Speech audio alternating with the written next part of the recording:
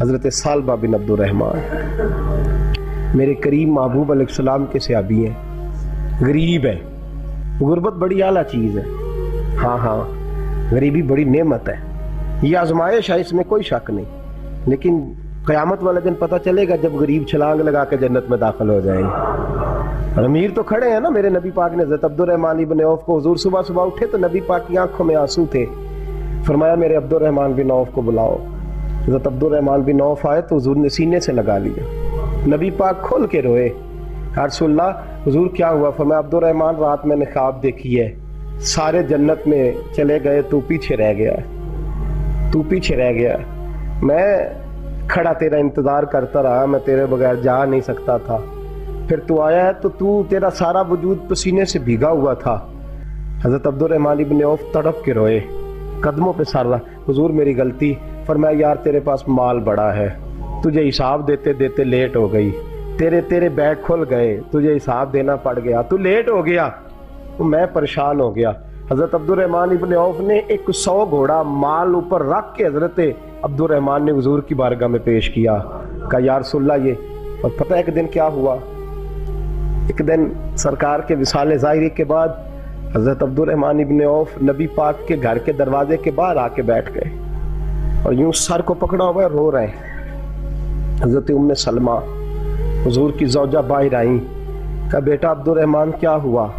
جب پوچھا کیا ہوا تو اور کھول کے روئے، کہا کیوں روتا ہے؟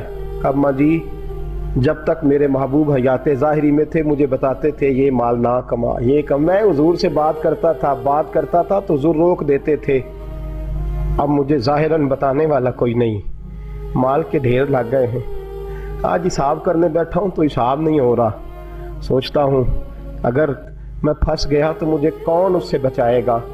آپ محبوب کی زوجہ ہے، میری ماں ہے، میں آپ کے پاس آیا ہوں، اماں جی مجھے بتائیں میں کیا کروں؟ تو حضرت ام سلمہ بھی رو پڑی، کہنے لگے محبوب تھے، میں کہاں ان کی ترجمانی کر سکتی ہوں، میں نبی پاک کی ترجمانی کیسے کروں؟ کہ اماں جی خدا واسطے مجھے کوئی حکم دے دیں، مجھے لگتا ہے عبد الرحمن برباد ہو جائے گا، ہلاک ہو جائے گا، خدا را مجھے کچھ بتا دیں، اتنا سارا مال ہے میں کہاں اس کا حساب دوں گا، مہربانی فرمائیں، یہ تجارتیں میرے گلے پڑ رہی ہیں۔ حضرت ام سلمہ کی جب منت کی تو فرمانے لگی جا بیٹے آدھا خیرات کر دے۔ کتنا؟ 2.5% نہیں، کتنے فیصد ہے؟ 50%، 50%۔ حضرت عبد الرحمن ابن عوف گئے اور 50% خیرات کر کے کہنے لگے اماں میں نے 50% دے دیے، میں بچ جاؤں گا نا، میں بچ جاؤں گا، میں دے آیا ہوں آدھا۔ حضرت ام سلمہ فرمانے لگی میں نبی پاک کی بارگاہ میں سفارش کروں گی تیری، اور نبی پاک اللہ کی بارگاہ میں سفارش کرے صلی اللہ علیہ وسلم۔ حضرت سالبہ بن عبد الرحمن حضور دعا کر دیں، غریبی ہے، میرے نبی پاک نے فرمایا تجھی سے حال میں ہے بہتر ہے، کرتے ہیں حضور نہیں دعا کر دیں، فرمایا تجھی سال میں اب تیسری دفعہ پھر آ گئے، حضور نے دعا کر دی، 4 بکریاں 3 چند مہینے گزرے، کچھ تجارت شروع کی، چھوٹے موٹا لین دین شروع کیا تو 40 ہو گئیں، کچھ وقت اور گزرا تو ریوڑ بن گیا، پھر گائیں بھی آ گئیں، پھر اونٹ بھی آ گئے، پھر لائنیں لگ گئی، پھر ہر وقت حضور کے قریب بیٹھنے کو دل کرتا تھا، اب لین دین کے معاملات تھے، اب ذرا طبیعت تھوڑی پیچھے ہٹنے لگی، تھوڑا دل پیچھے ہٹنے لگا، پہلے 5 نمازیں مسجد میں، پھر زور اثر کی چھٹی، میری طرف دیکھو اور دیکھو میں کیا عرض کر رہا ہوں، پھر زور اثر گئی، پھر کچھ وقت گزرا تو مغرب بھی گئی، پھر اتنی بڑی حویلی کوئی نہیں، پھر باہر جا کے مدینے سے ڈیرا لگا لیا، جمعے کے جمعے آتے، زکوٰۃ کا حکم آ گیا 2 ہجری میں، حضرت ابو ہریرہ رضی اللہ تعالیٰ عنہ امیر زکوٰۃ مقرر ہوئے، 5 اونٹوں پر 1 بکری، یہ زکوٰۃ ٹھہری۔ اب جب گئے نا اونٹ گنے اور بکریاں گننے لگے، اوہو 1 کروڑ پہ 2.5 لاکھ، کس نے دیا تھا؟ دعا کس نے فرمائی؟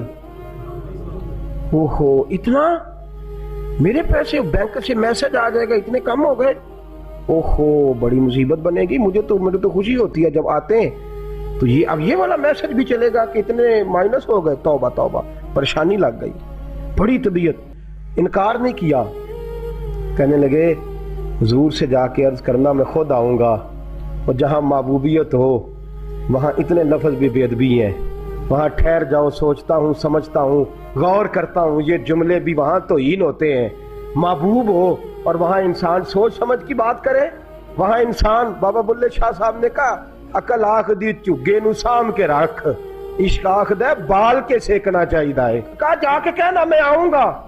سب کی زکوٰۃ لے آئے، در رسول پہ آئے، حضور نے فرمایا پہلے سالبہ کی بات بتاؤ، پتا تھا نا پہلے سال، حضور اس نے کہا تھا میں آؤں گا۔ حضرت ابو ہریرہ کہتے ہیں نبی پاک نے ٹھنڈی آہ بھری، آہ ٹھنڈی، فرمایا ہلاک ہو گیا، اس کو کہا تھا نہ اس چکر میں ہلاک ہو گیا، ہلاک۔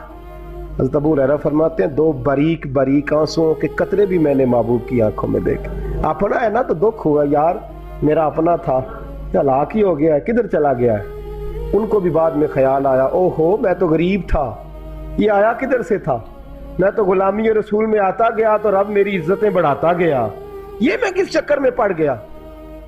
آئے لائنیں بکریوں کی لائے، حاضر کی، حضور وہ میں نے کہا تھا حضرت ابو ہریرہ سے میں خود آؤں گا، حضور میں خود لایا ہوں۔ فرمایا محبوب نے مجھے تو نہ بتا، میں تو سمجھتا ہوں، میں نے کہا تھا تو میں آ گیا ہوں۔ فرمایا چل اٹھا دوڑ جا لے جا۔ حضرت ابو ہریرہ فرماتے انکار محبوب نے سالبہ کو کیا لیکن آنسو ابو بکر صدیق کے بھی نکل گئے۔ فرماتے ہیں درد عثمان غنی کو بھی ہونے لگا، تڑپ مولا علی بھی گئے۔ فرمایا جا لے جا، نہیں چاہیے تیرے پیسے۔ فرماتے ہیں سالبہ نے ہاتھ باندھے، کہا محبوبہ غلطی ہو گئی، حضور مجھے، فرمایا تجھے کہا نہ تیرے نہیں چاہیے، نکل جا۔ حضرت ابو ہریرہ فرماتے ہیں جب نبی پاک نے رخ پھیرا تو صحابہ کی زبانوں پہ بھی جاری ہو گیا یہ تو ہلاک ہو گیا۔ کہتے ہیں مدینے میں قحط پڑ گیا، محبوب نے فرمایا بلال تو بھی آج لا، ایک خشک چھوارا حضرت بلال کا قبول ہو گیا، لیکن سال با لائنیں لگی یا مال کی، فرمایا جا لے جا تیرا قبول نہیں ہے۔ فرماتے ہیں تڑپتے رہے ساری زندگی اور مال کو دیکھ دیکھ کے آہیں بھرتے رہے، لیکن کریم نے اس تجارت کو قبول، حضرت ابو بکر صدیق کے پاس آئے، سرکار کے وصال حضور قبول فرما لیں۔ فرمایا ساری دنیا کا قبول ہے، جس کا میرے نبی نے قبول نہیں فرمایا میں کیسے قبول کر لوں۔ حضرت عمر فاروق کے پاس آئے، فرمایا نہ تیرا قبول نہیں۔ حضرت عثمان کے زمانے میں وصال ہو گیا۔ عزیز یاد رکھ تجارت وہ والی کر جو تجھے نجات دے، اس چکر میں نہ پڑ جا جو تجھے الجھا دے۔